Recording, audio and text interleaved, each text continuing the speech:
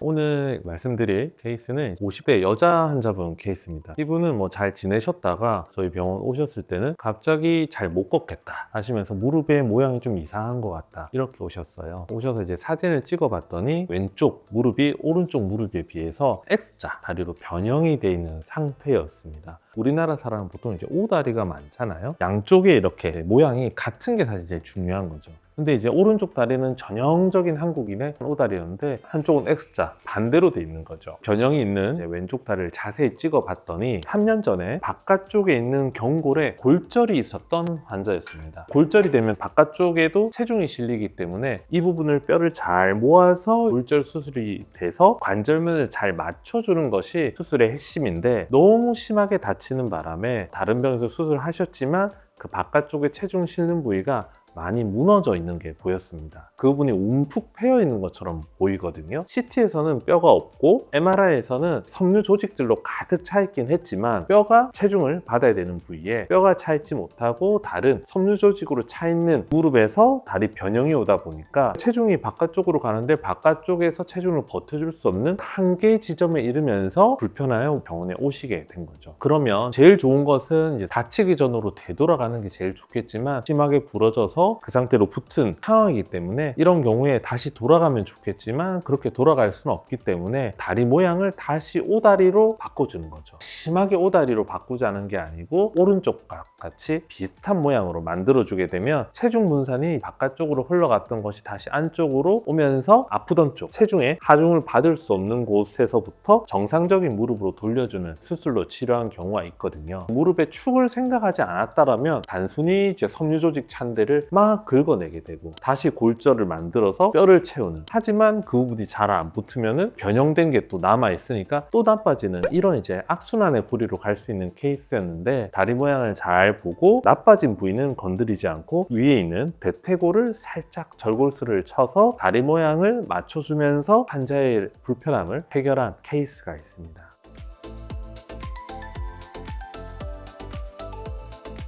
수술 후 내원하셨을 때 불편함은 없어졌고 일단 환자분들이 이렇게 이제 수술을 하게 되면 대부분 하시는 말씀이 자연스러워졌다는 얘기를 합니다. 내가 골절 수술하고는 뭔가 계속 좀 불편하고 뭔가 조금 안 좋았는데 원장님 그런 게 많이 좋아졌어요. 무릎이 좀 자연스러워졌어요. 양쪽이 좀 밸런스가 맞는 것 같아요. 이제 이런 말씀 많이 하시고 이분이 이렇게 좀 쪼그려서 아니면 바닥에 앉아서 하는 이제 그 일을 하시는 분이신데 예전보다 그런 일을 하기가 훨씬 편해졌다고 하십니다. 일단 뼈는 붙으면은 특별한 외상이 없는 한은 이제 쉽게 부러지지는 않습니다.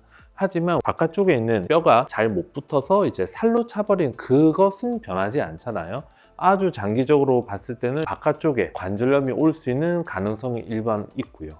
그리고 이제 무릎이 약간 오다리로 바뀌었으니 아무래도 무릎 내측에 하중이 이제 좀 많이 받을 거잖아요. 물론 어린 나이는 아니시지만 쓰는 동안 안쪽에 뭔가 문제가 생길 수는 있습니다. 하지만 현재 무릎은 좀 자연스럽게 잘 맞춰줬고 상한 바깥쪽으로 쓰는 것보다는 그래도 건강한 내측을 주로 활용하는 것이 당장 생활이 편해지고 장기적으로도 훨씬 좋은 결과를 저는 줄 수 있을 거로 생각해서, 물론 문제는 이제 밑에 경골에 있지만 대퇴골을 수술을 해서 무릎의 통증과 불편함을 해결한 좀 좋은 케이스라고 볼 수 있습니다.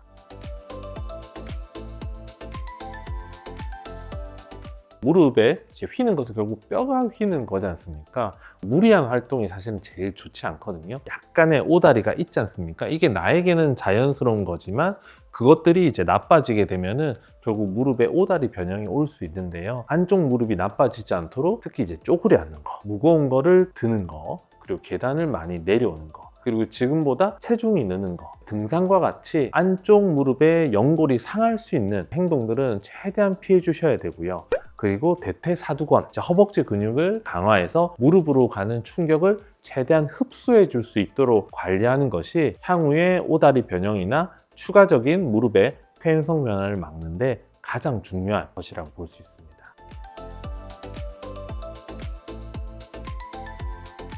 바깥쪽에 골절이 이제 잘 못 붙어서 절골술을 한 케이스잖아요. 그러면 이제 심플하게 재활은 이제 원이 대퇴골 절골술의 재활로 하게 됩니다. 이제 X자 다리를 O다리로 만드는 수술은 뼈를 이렇게 벌리는 수술이 아니고 뼈를 쳐서 뼈를 빼버리고 뼈를 붙여버리는 수술이거든요.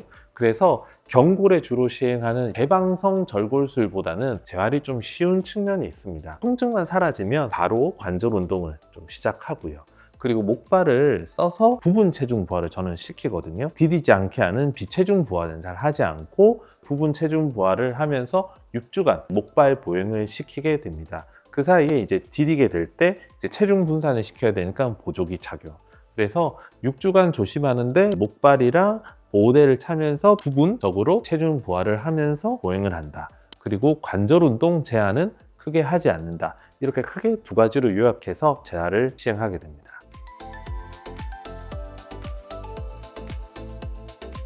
의학적으로 설명하면은 결국은 약간 외상성 관절염 아니면 이제 수술 후 변형 이렇게 얘기할 수 있는데, 이제 무릎은 안쪽과 바깥쪽이 있잖아요. 안쪽은 괜찮은데 한쪽만 물절이 되거나 손상이 됐을 때 거기가 약간 압박이 되거나 그렇게 되면 한쪽으로 확 실릴 수 있는 거죠. 척추 같은 경우에 측만증 있지 않습니까?